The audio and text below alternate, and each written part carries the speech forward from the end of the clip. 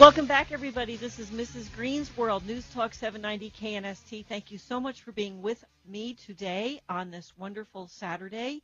We have had an action-packed show interviewing Lee from Miraval Resort and Spa, Sarah from Swell Bottle, and now Ian Moise, who I would call, I'm not giving you all the credit, Ian, but a Facebook phenomenon who started the Reuse Connection about a year ago, has almost 60,000 followers. Maybe after this show, you'll hit that magic number. And I just have a short announcement, Ian, if you'll bear with me. Sure. Our very good partner, we have a wonderful green magazine here called the New Southwest, and they are literally going green. They're taking their paper publication to an online publication starting with this issue.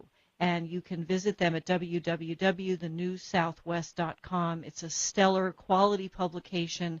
Michaela and Jim, good luck with that. I think it's a really great move, and I know that newspapers in my life will probably become obsolete. So if you just tuned in, Ian started a website called the Reuse Connection, and its major purpose was to connect people from all over the world about what to do with their waste or how to reuse things that they had in creative and thoughtful and fun ways. Is that a good way to say it, Ian? Yeah, and I would say also in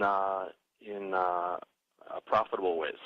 Profitable. Love it. Let's talk about profit. There's a very clear absence of the green message on your website, which I kind of love, even though I'm Mrs. Green's World. Was that intentional? Absolutely.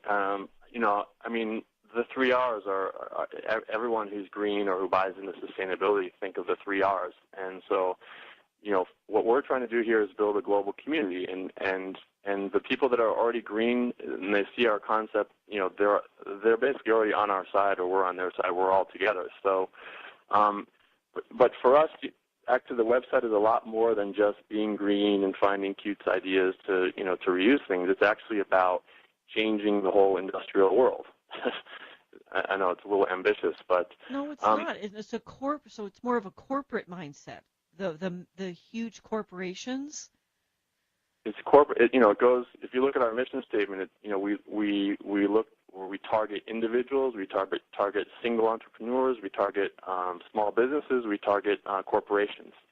If you look at sustainability and what major corporations have done in terms of saving money by looking at their material stream, corporations and manufacturers pay a lot of money in regulatory bills and also in waste cleanups if you look at oil companies and so forth. And the idea to look at the material stream and not think that there's value just up until the time that the consumer buys the product, but actually look after that. You get into the life cycle analysis of products. And when you actually do good life cycle analysis, and you as a manufacturer, whether you're a large industry or whether you're a single company or whether you're an individual, and you look at the end of the product cycle and you integrate that back into your production or your use cycle, then you actually end up saving a lot of money by reducing your, as I said, regulatory costs and other. Well, one of the things that now it doesn't really annoy me, but it's perplexing. I came kind of late to the Green Party, I admit it. I did a lot of things in my life that were sustainable because I, too, had a mother that was very conscious of waste, and we didn't waste food, we didn't waste tinfoil, we didn't waste wrapping paper. There was a lot of reusing around the Murphy household. But when I started to delve into this and do my homework and become more educated, going green, I think the mantra for a while was, well, it costs more. Well, you know what, folks? It really doesn't. There is so much savings to be realized in living a more sustainable lifestyle in terms of reducing, if you just want to go obvious, to your water bills, to your electric bills, all of your utility bills, to your consumption. We had Sarah on, and people will spend $40 for a month's worth of water bottles, but they won't buy one that they're going to use forever. So there's a whole mindset shift, I think, that has to happen there that you're ahead of. You get that. For corporations, you can save so much money by being conscious about the reuse connection. Does that sum it up? We hope so. Everyone, it's looking at the back end of the material stream. There's value. We spent I love kind of bringing up this point, which during the industrial age, the whole industrial age, we spent probably billions, if not trillions of dollars figuring out how to take metals and crude oil out of the ground and make them into products.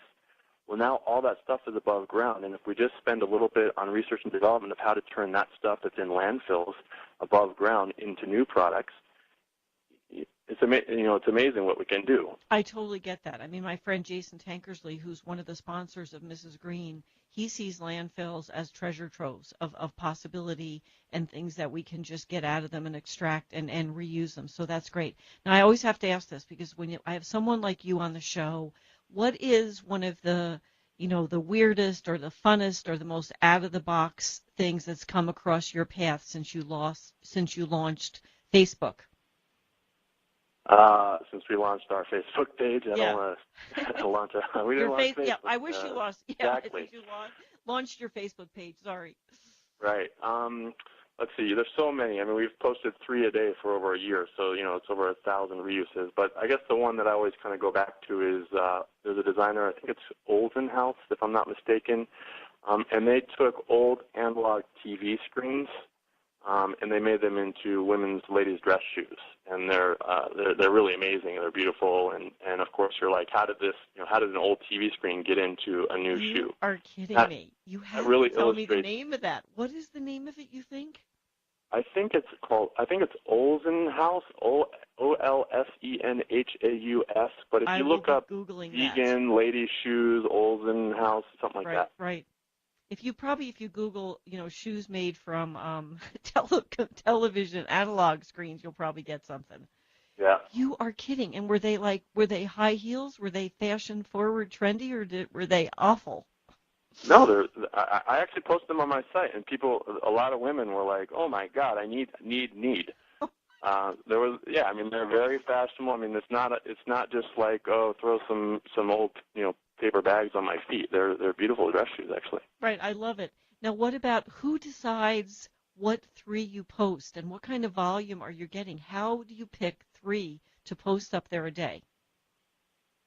Well, I'm in charge of the content for our Facebook page. Okay. And I mean, I have a lot of. I mentioned some volunteers working with us, and one of them's in Bulgaria, and she's probably a little crazier than I am in terms of reuse, and she sends me a whole list of stuff. And I just go through and pick. I try to mix it up.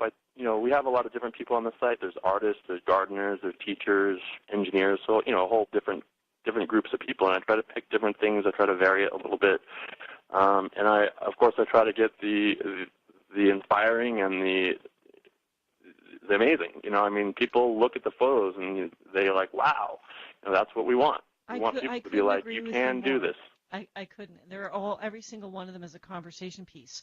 So for the final question, where do you see this going? I mean, you're actively growing your Facebook presence, which to me is increasing the consciousness of all of this good stuff. You're developing a website.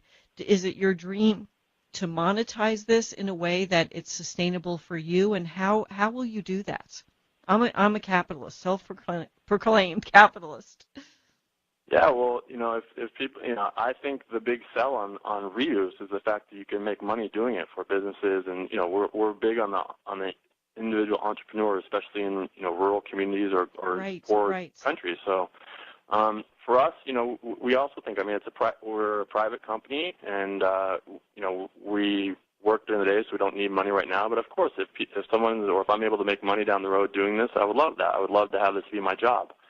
And we're, just like a Facebook or something, our goal is to get a global website with all the people around the world that are interested in reuse or that are interested in manufacturing, that look at us and inspire and get ideas and get ideas from everyone else who's on the site.